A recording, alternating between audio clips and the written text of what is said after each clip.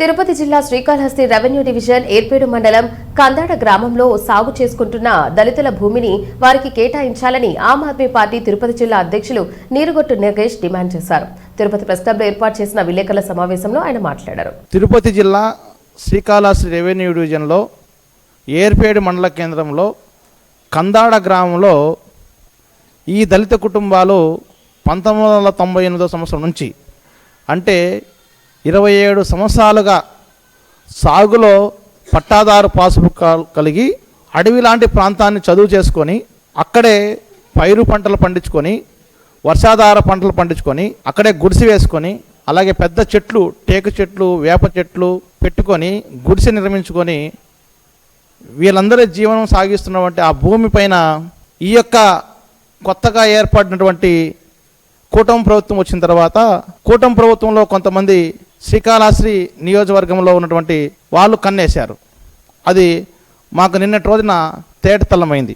ఈ విషయం పైన ఇప్పటికే ఈ యొక్క జిల్లా ఇన్ఛార్జి అనగాని సత్యప్రసాద్ గారికి, జిల్లా కలెక్టర్ గారికి, అలాగే ఆర్డీఓ గారికి, తహసీల్దార్ గారికి అనేక పర్యాయాలు ఇదే రైతులతో కలిసి వినతి పత్రాలు సమర్పించడం జరిగింది.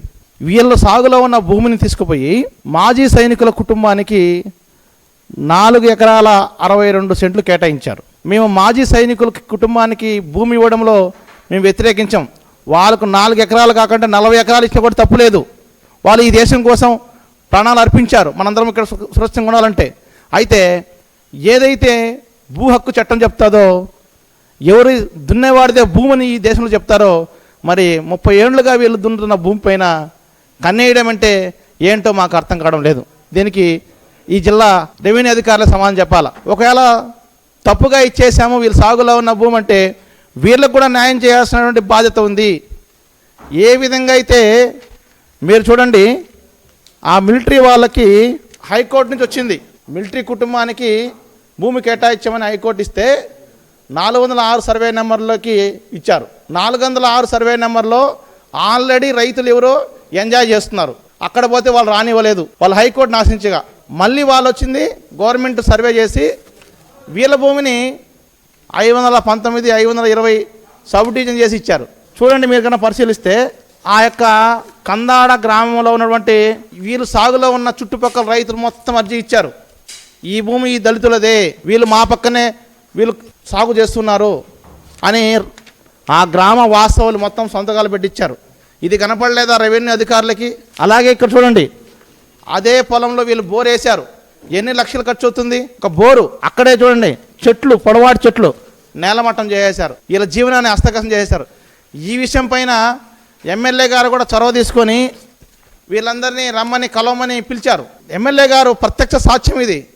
వీళ్ళకి అయ్యా మీకు న్యాయం చేస్తాము అని గడ్డం పెట్టుకొని ఎమ్మెల్యే గారు అడుక్కున్నారు, మీకు అన్యాయం జరగదని చెప్పని.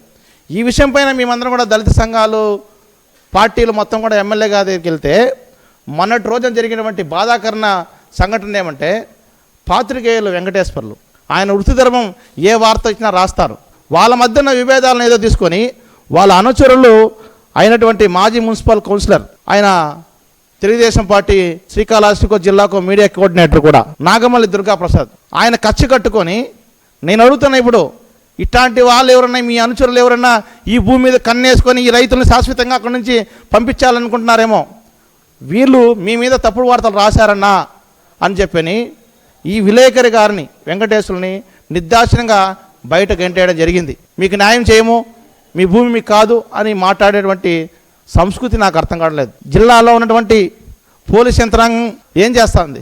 నిన్నటి రోజున ఆ విలేకరిని బంధించేశారు శ్రీకాళహస్తి పట్టణంలో 1 టౌన్ పోలీస్ స్టేషన్లో, 2 టౌన్ పోలీస్ స్టేషన్లో ఉదయం నుంచి సాయంకాలం వరకు 7 గంటల వరకు ఆ విలేకరిని బంధించడం జరిగింది. మళ్ళీ మీడియా వాళ్ళు, ప్రజా సంఘాలు, రాజకీయ పార్టీలు అన్నీ పోయి మాట్లాడితే విడుదల చేశారు. వార్త రాసే నైతిక హక్కు ఈ దేశంలో విలేకరులకు లేదా?